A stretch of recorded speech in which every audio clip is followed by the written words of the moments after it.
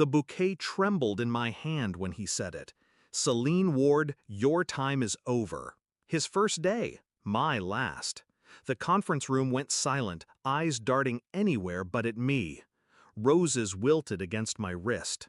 He thought he'd humiliated me, dismissing me like old furniture, severing 2 decades of blood and strategy with a single sentence. I didn't fight back. I didn't plead. I smiled. Because 2 days earlier, I'd had a meeting that would decide everything. I remember the first time I met him, Lucas Kane, young, polished, expensive suit, too much ambition in his handshake. The board whispered he was the savior, the visionary, the blood transfusion the company needed. I saw it immediately, the arrogance in his eyes. He didn't see me as a mentor or even a peer. He saw me as an obstacle, and obstacles get removed. The betrayal didn't take long. Meetings I wasn't invited to, reports mysteriously lost, colleagues avoiding my gaze, whispers in the halls, she's out, he's replacing her, new era.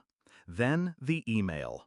His name on top, mine absent from the distribution list. I wasn't supposed to see it, but I did. Will announced Celine's departure at Friday's meeting, effective immediately. She won't see it coming. I saw it. I felt the knife slide in. But instead of bleeding, I sharpened my blade. That crucial meeting, it wasn't with him. It was with the board's largest shareholder, a man who valued loyalty more than youth. He'd seen me carry the company through storms while others chased applause. I showed him numbers Lucas had buried. Risky investments disguised as innovation. Shell companies siphoning funds. Deals that looked visionary but smelled rotten. The shareholder listened. Then he asked the only question that mattered. Can you prove it? I slid a folder across the table. My insurance.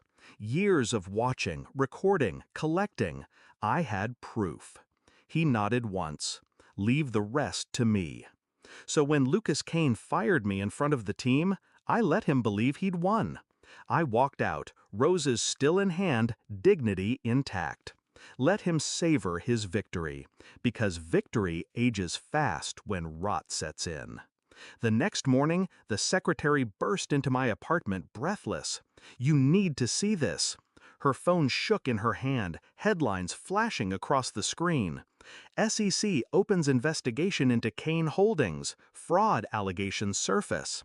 New CEO Lucas Kane under fire after evidence of misconduct emerges. Shareholder revolt brewing, emergency board meeting called. I scrolled. My documents, my recordings, my fingerprints everywhere but invisible. The company didn't see me kneeling. They saw him crumbling. By noon, the market had reacted, stocks tumbling, partners distancing. By evening, the board had gathered, and by nightfall, Lucas Kane was out. Not with a speech, not with applause, with silence.